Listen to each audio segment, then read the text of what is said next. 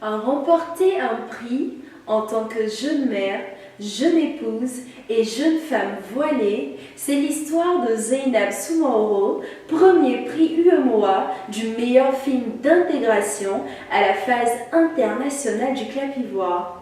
Quelle a été son expérience? Quels étaient les préjugés auxquels elle était confrontée? C'est ce que nous allons découvrir maintenant.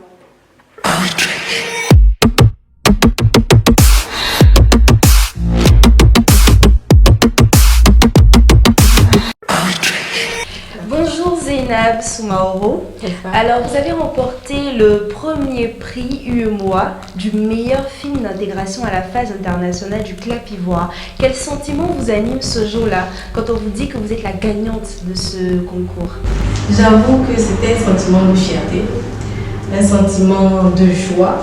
Et la joie était doublement ressentie du fait que j'avais fait participer mon père dans le documentaire. Wow. Et voir qu'aujourd'hui il est primé internationalement parlant, c'était vraiment une fierté pour moi. Et je l'ai ressenti dans son regard, je l'ai ressenti dans ses gestes, qu'il était également fier. Et pour moi, c'était surtout une reconnaissance face à tout le travail qui a été abattu pour ce document. Mais Zainab, dites-nous, à quel moment vous avez décidé de participer à ce concours?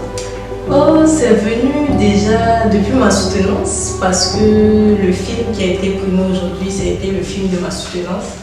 Et je me souviens que lorsque j'avais présenté le film à mes encadreurs, l'un d'entre eux m'avait dit qu'il faut que je participe à Clapivoire. Et à ce moment-là, je ne savais pas vraiment ce que c'était Clapivoire. Et c'est après la soutenance maintenant que j'ai essayé de m'informer et tout. Et j'ai essayé de déterminer la période à laquelle il fallait postuler. Et je me suis préparée en conséquence pour pouvoir postuler par la suite. Et voilà que vous êtes la gagnante. Nous avons vu que c'est un film qui parle un peu de vos ancêtres, grâce à qui votre village existe toujours. Dites-nous en plus, comment vous mettre en avant une pareille histoire?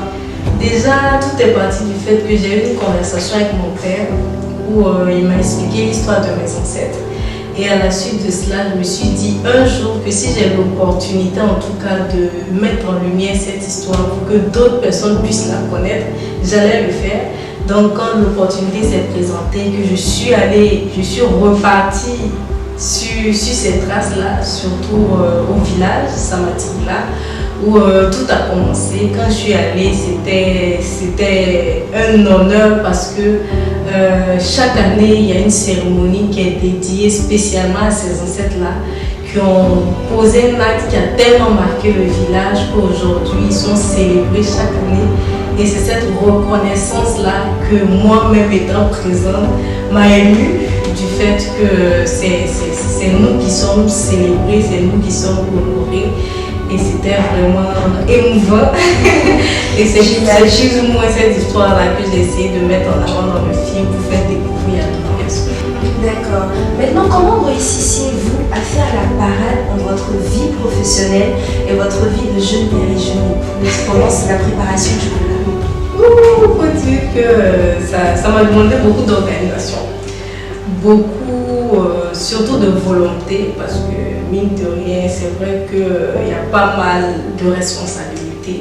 Mais finalement, quand on veut atteindre un idéal, quand on veut atteindre un objectif, il faut se donner les moyens.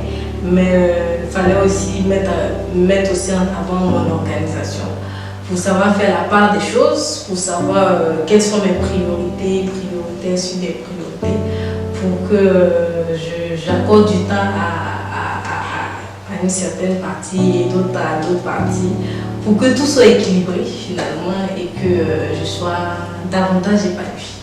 Est-ce que tout cela a rendu un peu difficile la préparation du concours?